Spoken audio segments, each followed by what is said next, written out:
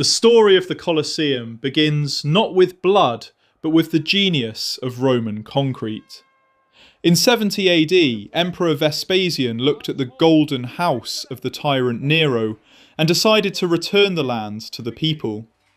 He chose the site of Nero's private lake, a massive depression in the heart of Rome, to build the world's largest amphitheater. To build such a titan, Roman engineers first had to drain the lake using a series of massive brick-lined sewers. Then they laid a foundation of solid concrete, nearly 12 metres thick. The structure was an architectural revolution, a masterpiece of travertine limestone, tufa, and brick-faced concrete. Thousands of cranes, powered by massive tread wheels, lifting 100,000 cubic metres of travertine from the quarries of Tivoli. Every arch was a structural necessity, distributing the weight of 50,000 spectators. The Colosseum was an ellipse, 189 metres long and 156 metres wide.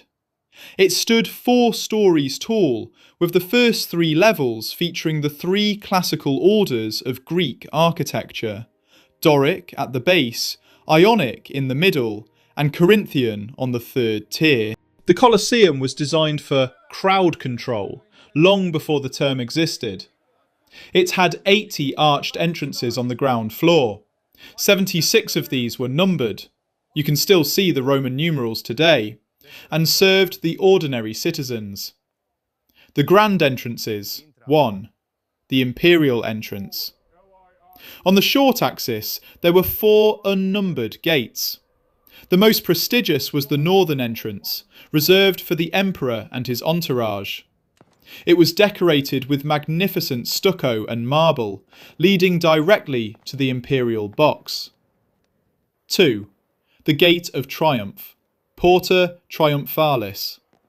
Located at the western end, this was where the gladiators entered in a grand procession, pompa, their armour gleaming under the sun, accompanied by the roar of 50,000 people. 3. The Gate of Libertina, Porta Libertinensis. Named after the goddess of funerals, this was the eastern gate. It was the gate of death. Through this gate, the bodies of fallen gladiators and slaughtered animals were dragged out of the arena on hooks. Inside the seating, the cavea, was a physical representation of the Roman class system. The podium, closest to the action, protected by a 4-metre wall and gold-plated netting. This was for the senators. They sat on subsellia, marble benches, and had their names carved into the stone. Maenianum primum, the next level, reserved for the equites, knights and nobles. Maenianum secundum, the middle section, divided into the lower for wealthy citizens and the upper for the ordinary Roman plebeians. Maenianum summum inlignius, the very top tier, made of wood, where the poorest citizens, slaves and women sat. For the first 10 years, the arena floor was likely flat, but later, Emperor Domitian added the hypogeum, the underworld. This was a 2-story labyrinth of masonry walls and wooden floors. How the beasts arrived. Imagine the camera diving beneath the sand into a dark, damp world of iron and oak. The hypogeum housed the hegmata, 28 freight elevators. Animals were brought from the vivarium, holding pens, through underground tunnels. They were forced into wooden cages, which were then hoisted by slaves turning massive capstans. At the precise moment, a trapdoor on the arena floor would snap open, and a lion or tiger would leap out, seemingly out of nowhere, creating a supernatural spectacle for the crowd. One of the most debated and spectacular features of the early Colosseum was the Naumachia. Before the hypogeum was built, the arena could be flooded. The engineering of the sea, Using a complex system of hydraulic pipes and the nearby Aqua Claudia aqueduct, engineers would fill the arena floor with several feet of water. Flat-bottomed ships, scaled-down versions of Roman warships, were brought in. These weren't just displays, they were full-scale naval battles. Hundreds of combatants, usually prisoners of war, would fight to the death as ships rammed each other and sank into the artificial lake.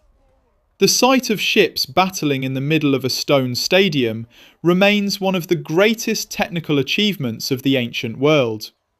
When the water was gone and the sand was spread, the true stars of the Colosseum took the stage.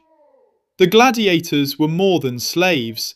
They were trained athletes who lived in the Ludus Magnus, the great training school, right next to the Colosseum, connected by an underground tunnel. The combatants.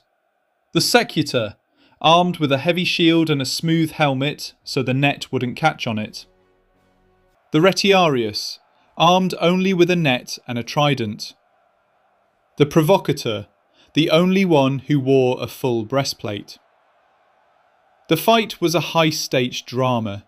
It wasn't always a fight to the death. Death was expensive for the owners, Lanistae. But when the emperor gave the signal, the loser's life hung on his bravery. If he had fought well, the crowd would shout, "Mitter, release him." If he showed fear, the thumb was turned and the sand would drink his blood. As the Roman Empire crumbled and Christianity forbade the blood games, the Colosseum fell into silence. In the Middle Ages, it was used as a fortress, a cemetery, and even a shopping mall. Earthquakes in the 9th and 14th centuries caused the massive collapse of the southern wall. The missing half of the Colosseum didn't just disappear. Its marble and stone were stolen to build the Vatican and the palaces of Rome. Conclusion: the ghost of power. Today, the Colosseum stands as a hollowed-out skull of an empire. But through AI reconstruction, we can bring back the roar of the crowd, the smell of the wild beasts, and the clashing of steel. It remains the ultimate symbol of human ingenuity and human cruelty, a stone pulse that refuses to stop beating.